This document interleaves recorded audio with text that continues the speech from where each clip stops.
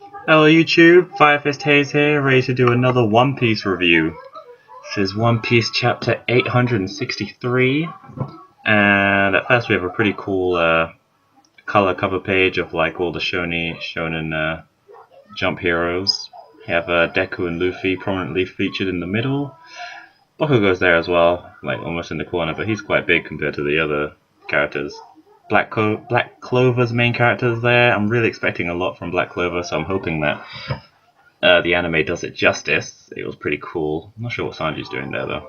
Anyway, and then we see, I believe this is all the One Piece characters. This like huge spread of pictures here, and it is pretty awesome. Even there's a lot of characters in here that some of them I have no idea who they are, but I think that they're just those fodder kind of characters. But it's cool that they're all in this kind of huge spread here, which is pretty awesome.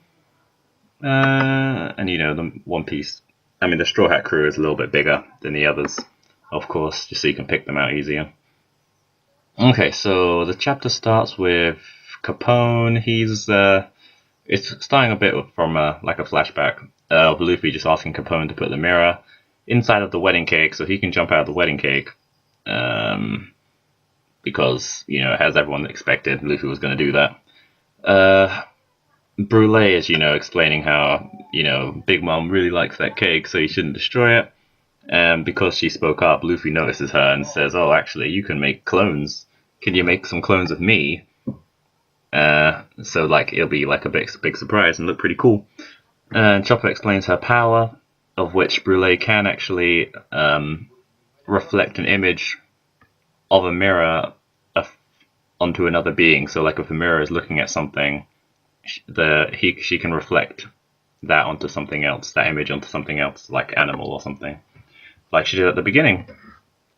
So I really like how things are like kind of linking back together, like everything, like not everything, but a lot of things in One Piece that you just think, oh, this is just a one-time thing. It's just there to kind of look cool. It actually links back around to things at the beginning. So okay, then we see Luffy. I guess he just ran out, and I assume these animals came from the forest that Brule was in. And he just ran around and caught a bunch of them. Looks like a tiger, penguin, wolf, monkey, boar, I guess. I don't know what the heck that is. Some kind of duck, I think. But anyway, then it does a flashback to when Capone was talking to his guys. That's saying that the area's secured. And I believe that these are the two people that put the mirror into the cake. I think I did say that chapter ago, but I wasn't 100% sure why. But I think that's just to confirm that. So we have Big Mom shocked face, and Dufeld is I don't know, he doesn't look very impressed. He just looks like, oh, that's different. But Big Bird over there, he looks really impressed. Like he's like, oh my god, this is amazing news. Like, oh, amazing. And he's like whipping out his camera, like taking loads of photos, and you just see like the huge cake is just tumbling down now. It's like 9/11, just like huge destruction of sweetness. I'm not sure how you feel about that, but then you see, oh, that's cool actually, because I was actually debating if Sanji was even in this chapter, and yeah, but it turns out he is. He's right here in this one panel. You can see Sanji a close up here, and then another panel you can see he's running away with Pudding, and you can't. I thought Pudding wasn't in this chapter, but yeah, you can see her. She's like this tiny little like dot here in this one panel. So yeah, Sanji's running away and just leaving it to Luffy, I guess. So this is the Sanji's arc, man. He is just like looking worse and worse every chapter. I'm telling you, the only thing that can make him worse now is if he just doesn't appear for the rest of the arc. Oh my god.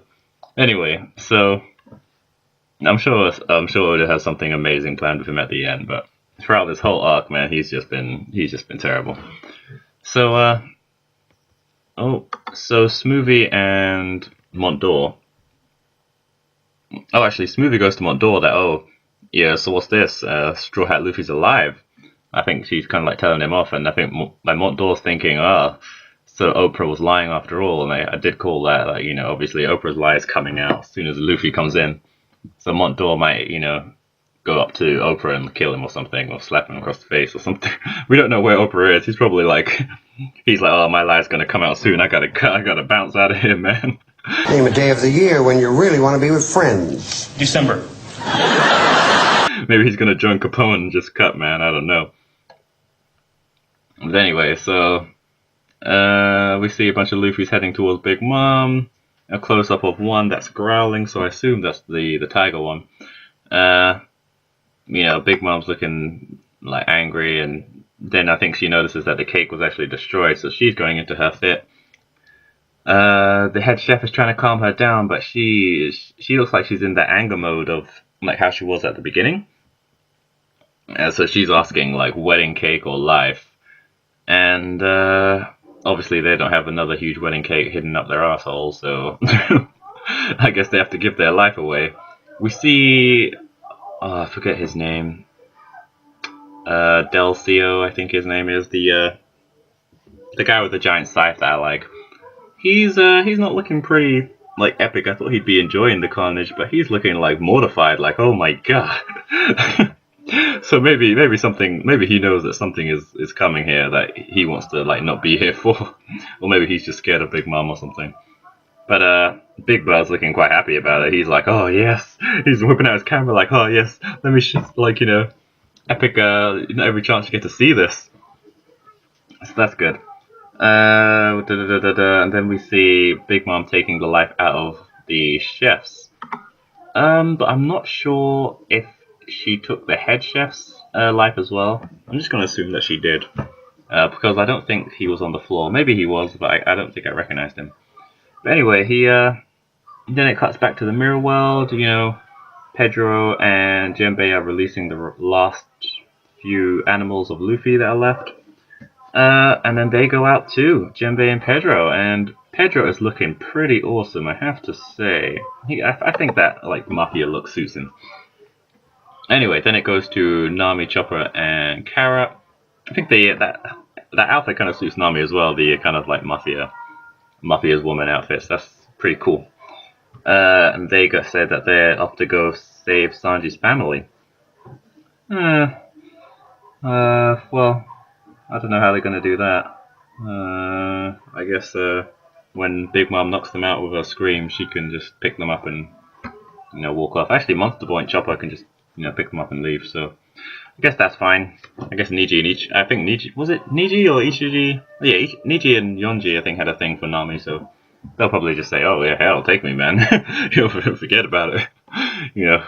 So they leave, and Cool sees some scum. Carrot questions if he's a scum, and they say, yep, they confirm it. So Caesar's sad about this, but I don't know why. I think it's because like he's just probably just thinking like, oh man, like 2 weeks ago, I was like at the height of my glory, man. I had a big laboratory. I had, the hot bird girls running around. I had some ultimate protection. I was under Joker, who was under Kaido. I had like, Big Mom's money coming in, and now I'm being called scum by like a Carrot Girl and a Rabbit Girl and whatever the hell Chopper is. So that's quite funny for Caesar.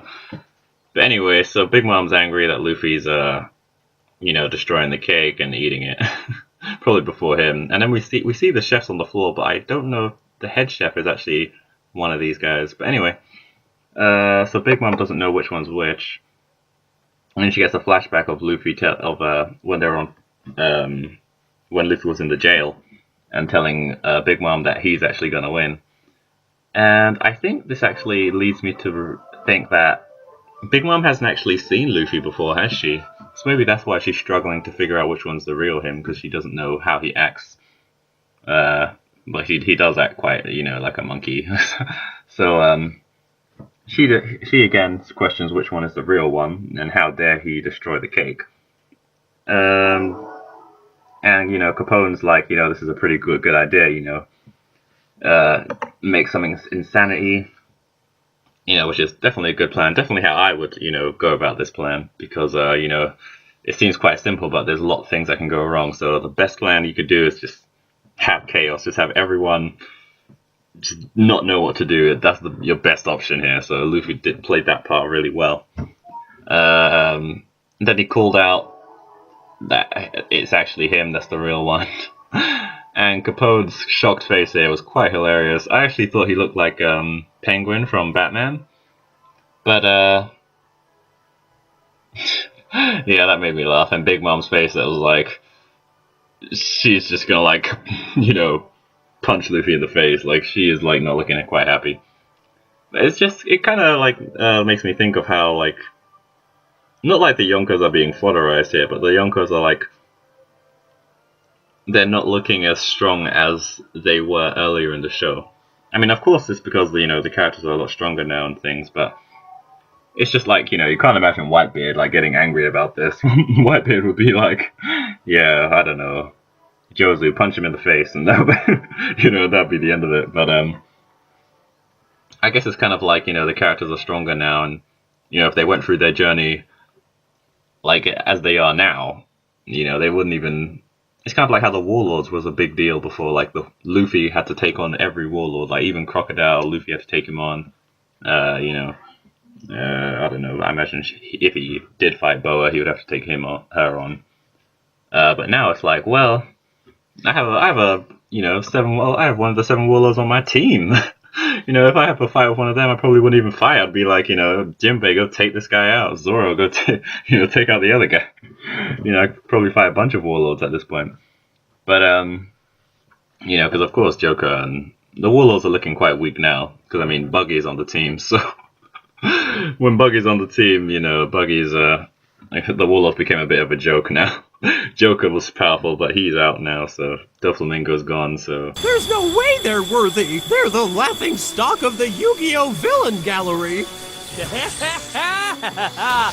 Aura Kakamalos never lies! Welcome our newest members, Wex Wapta and Weevil Wonderwood! Together, we will be taken seriously! Looks like you were wrong, Alistair. Now we're the laughing stock of the Yu-Gi-Oh! Villain Gallery. Are you telling me? It's just Mihawk and Kuma that are kind of like the powerhouses and Boa. I mean, we don't know how strong Weevil is. He's looking quite OP, but we haven't seen him fight. And the others. But anyway, so then we have Luffy. He spots the portrait. Capone says to Vito and Gotti that get ready with the launchers. They actually thought they were outside, and he was just talking to them like they were just standing behind him, and he was just like, "Yeah, get ready with the launchers." I was like, "What?" Everyone's watching, but no. I think they're actually inside his body when he said that. Then we see some people like running away from the animal Luffy's. So I didn't know why they're doing that. But you would have thought they'd be like fighting too, but maybe these guys don't know how to fight, or I don't know. I thought everyone there was strong, but these guys acting like wimps right here. But maybe they're just scared because they know it's Luffy, or they don't know which one's Luffy. But you think some of them would be going in right here, but all of them seem to be running away. So we see Nami saying they're gonna go in after 3 seconds. After Luffy breaks the photo, so everyone get their game faces on. Carrot and Chopper are eating cake, which is cool, as I would be doing. Zeus and Prometheus, they get going on. They're ready, getting their anger faces on, ready to attack. Luffy is getting ready to also attack. Gum attack versus Zeus and Prometheus. Zeus wouldn't do anything, but I'm sure Prometheus could... Maybe Luffy's actually not as a bit resistant to fire now because of his, like... Hawk attack, but anyway, Luffy notices another attack coming towards him, and it turns out it's I don't know what it looks like. It's just like a giant penis that comes in to attack him. But so it comes and envelops Luffy, and it turns out it's actually Dogtooth's kick. It turns out it looks like a syrup. that he like kind of shoots out there.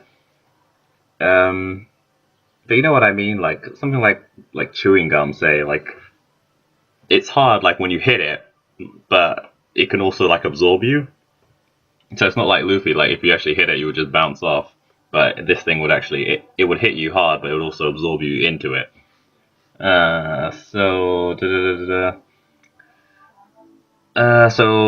Dogtooth explains like what's going on. I guess he just saw the future and he knew that this was the case. That Brule changed animals into, the Luffy's, and that this is the real one. Luffy realizes he's stuck, so it's not just like one of his attacks that just punches and makes him fly away. Big Mom, yells at Dogtooth because she thinks that, why are you saving me? I'm so OP that I could have taken him. And Dogtooth explains that it wasn't actually her he was after. It was the photo. They're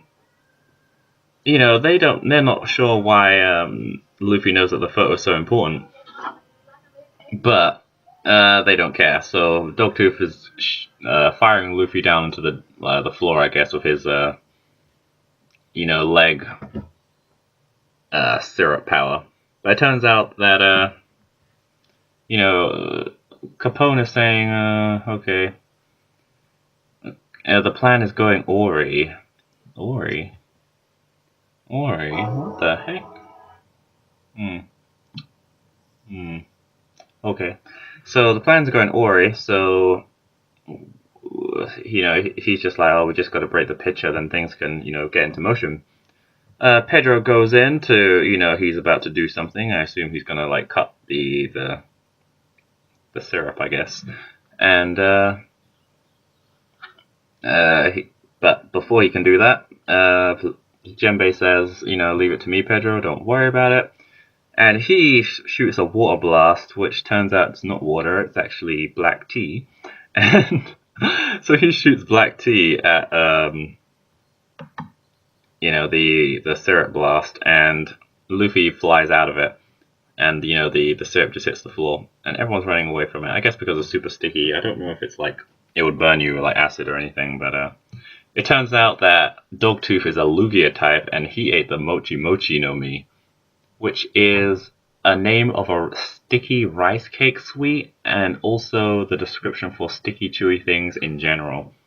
So I guess his legs stretched into something like a, like toffee, or like a licorice or something like that, and just kind of absorbed Luffy into like a, like a really sticky kind of sweet. So that's interesting. I don't know how that's a Lugia, but there's a cracker fruit, so I don't know. I wonder if the fruit tasted like crackers, but whatever. So Jembei does that. He says that he told Luffy about the photo, so he saves Capone. I'm not sure why he did that, but he does. So, Big Mom says, why are you joining these guys?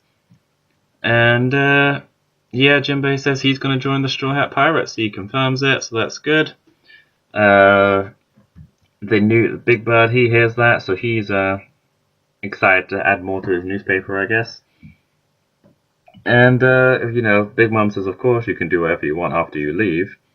And... You know what? Then we see this photo of, I guess this is a monkey Luffy on top of the like drunk, I don't know, I forget his name. I'm just gonna call him the drunk guy of the underworld warlords, underworld warlords or bosses or whoever they are. They're not looking too tough right now because they're not doing anything. But we see him, and I don't know he's just looking like a troll here, and he's like not doing anything. But anyway, so he's letting a monkey ride him and take his hat. So, okay. But Big Mom asks Jinbei for a payment. And Jinbei says, as long as you don't bother anyone else and it's just me, that's fine. I'll take the payment. And, Luffy's like, well, you can't, join my crew if you're dead. And Big Mom says lifespan is her favorite food, so that's pretty cool because I was actually wondering what she actually does with the souls. If she just absorbs into her body, so I guess that is the case, she eats it, so. Okay, cool.